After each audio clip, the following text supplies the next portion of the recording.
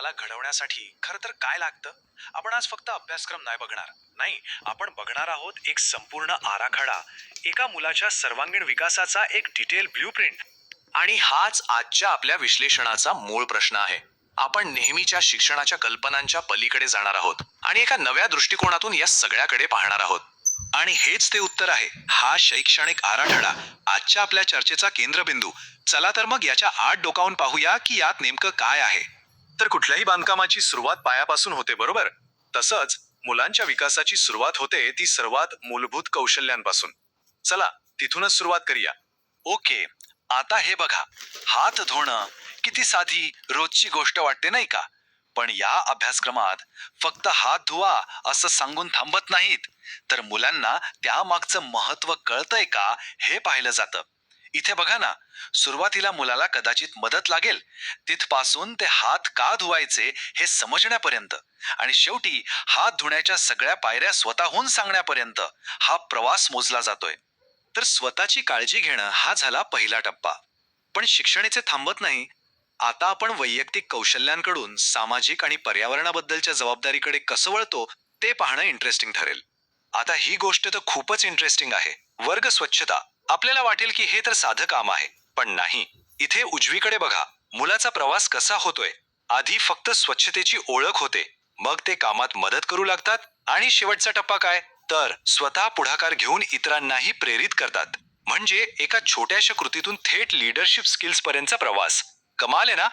या अभ्यासक्रमातनं असे खूप साधे पण खोलवर विचार करायला लावणारे प्रश्न आहेत. जसं की झाडं आपल्याला कशी मदत करतात. आता हा प्रश्न फक्त जनरल नॉलेज तपासण्यासाठी नाहीये. यामागे एक मोठा विचार दडलाय. तर मुद्दा हा आहे की या प्रश्नातून मुलांमध्ये केवळ माहिती नाही, तर झाडांबद्दल, निसर्गाबद्दल एक आपुलकी, एक सहानुभूती निर्माण करण्याचा प्रयत्न आहे. आणि मला वाटतं हीच खऱ्या शिक्षणाची ताकद आहे. चला आता पुढच्या महत्वाच्या टप्प्याकडे वळूया. म्हणजे मुलांच्या मेंदूचा तार्किक आणि समस्या सोडवण्याचा जो भाग असतो त्याचा विकास कसा होतो ते पाहूया. इथे बघा, बटणांचं वर्गीकरण करणं. दिसायला किती सोपं वाटतं हे काम, पण यातून मुलांचा बौद्धिक विकास कसा होतोय ते मूल्यांकन दाखवतं. सुरुवातीला ते फक्त मुख्य फरक ओळखतात, मग ठराविक निकषांवर वर्गीकरण करतात आणि शेवटी स्वतःचे नवे निकष तयार करून गट तयार करतात. हा आहे तार्किक विचारांचा पाया. आपण इतक्या वेळ रुब्रिक हा शब्द ऐकतोय, तर रुब्रिक म्हणजे नेमकं काय? सोप्या भाषेत सांगायचं तर हे एक प्रकारचं प्रगती पुस्तक आहे, जे मुलाच्या विकासाचा प्रवास टप्प्याटप्प्याने दाखवतं. या अभ्यासक्रमात प्रगतीचे 3 टप्पे आहेत आणि त्यांची नावं किती सुंदर आहेत बघा. पहिला आहे निर्धार, म्हणजे जिथे फक्त ओळख होते, सुरुवात होते. दुसरा आहे पर्यंत, म्हणजे आता मूल सक्रियपणे सहभागी होतंय. आणि तिसरा आकाश, म्हणजे काय, तर आता ते इतरांना नेतृत्व देतंय, प्रेरणा देतंय. म्हणजे अगदी जमिनीपासून आकाशापर्यंतचा प्रवास. शिकण्याची प्रक्रिया किती काव्यात्मकरित्या मांडली आहे. बरं, आता आपण तिसऱ्या महत्वाच्या भागाकडे वळूया. व्यक्त होण्याची कला. म्हणजे मुलं त्यांच्या मनातले विचार, त्यांच्या भावना कशा मांडायला शिकतात ते पाहूया. इथे भाषा म्हणजे केवळ पाठांतर नाही, तर ती स्वतःला व्यक्त करण्याचं एक साधन आहे. जेव्हा मुलांना विचारलं जातं की तुमची आवडती गोष्ट कोणती, तेव्हा ते केवळ एक उत्तर देत नाहीत, तर त्यांच्या आवडीनिवडी, त्यांच्या भावना व्यक्त करत असतात. आणि हे उदाहरण तर उत्तम आहे. एकाच कृतीतून अनेक गोष्टी साध्य होतात. कागदाची होडी बनवताना मुलं सूचना ऐकतात, स्वतःची कल्पनाशक्ती वापरतात आणि होडी तरंगते कशी यामागचं साधं विज्ञानही नकळतपणे अनुभवतात. थोडक्यात सांगायचं झालं तर प्रत्येक गाणं, प्रत्येक गोष्ट, प्रत्येक चित्र हे सगळं म्हणजे स्व अभिव्यक्तीच्या मोठ्या इमारतीची एक एक वीट आहे. हे केवळ छंद नाहीत, तर व्यक्तिमत्व विकासाचा पाया आहेत.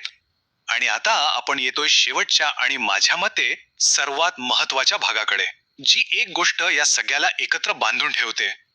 ती म्हणजे शिकण्याबद्दलचा सकारात्मक दृष्टिकोन. विचार करा, डोळे बंद करून फक्त स्पर्शाने वस्तू ओळखायची. हा खेळ वाटेल, पण हा उपक्रम मुलांना केवळ वस्तू ओळखायला नाही शिकवत, तो त्यांना शिकवतो की निरीक्षण कसं करायचं, प्रश्न कसे विचारायचे आणि सर्वात महत्वाचं म्हणजे कायम जिज्ञासू कसं राहायचं. हीच तर शिकण्याची गुरुकिल्ली आहे. आणि हेच या संपूर्ण शिक्षण पद्धतीचं सार आहे.